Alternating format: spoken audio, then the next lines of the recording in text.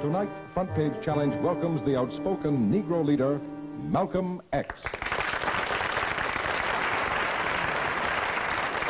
Sir, what's the real reason why you two men split? Is it merely ideological, or is it personality? What else? Probably personality.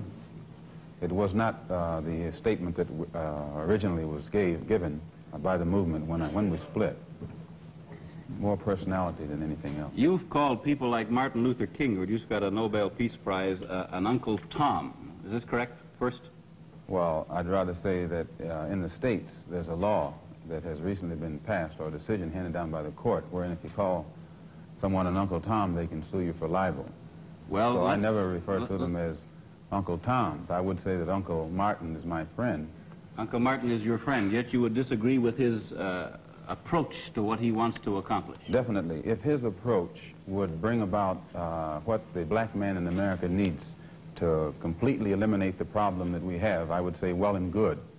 But I very much doubt that anyone who adopts the approach that Martin Luther King has been teaching to our people in that country can point to any meaningful gains that has actually served to solve the problem. Black Muslims have sometimes, whether you have or not, and I think probably you have sometimes, it seemed to me, been preaching hate to meet hate. I don't advocate any kind of hate. But there's a lot of talk that sounds very much like it. No, I think that the guilt complex of the American white man is so profound until when you begin to analyze the real condition of the black man in America, instead of the American white man eliminating the causes that create that condition, he tries to cover it up by accusing his accusers of teaching hate.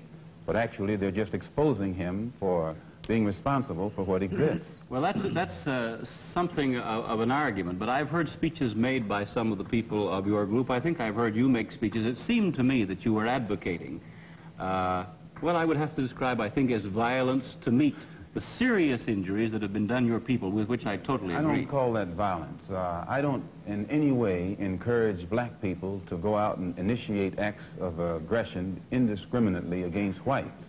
But I do believe that the black man in the United States, and any human being, anywhere, is well within his right to do whatever is necessary, by any means necessary, to protect his life and property, especially in a country where the federal government itself has proven that it is either unable or unwilling to protect the lives and property of those human beings. Just before Pierre takes it, you've got a pretty good fighter in the world's heavyweight champion lined up with you to help out. Yes, Pierre.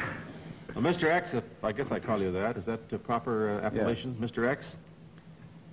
I'm wondering if you still believe, as I think you certainly did at the time you were allied to the black Muslim movement, in a segregated black nation in North America. I don't believe in any form of segregation or any form of racism. I'm against any form of segregation and against racism.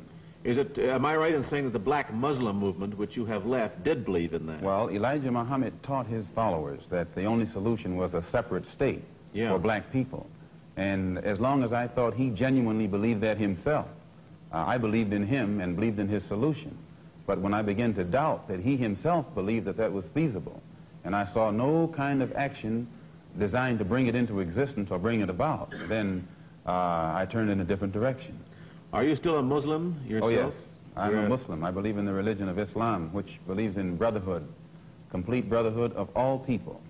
But at the same time that I believe in this brotherhood, I don't believe in forcing my desire for brotherhood upon those who aren't willing to accept it. Of course, I think the Christians would say that they also believed in brotherhood. What did you say to that? I'd say they believe in it, but don't practice it. That'd be a pretty good answer.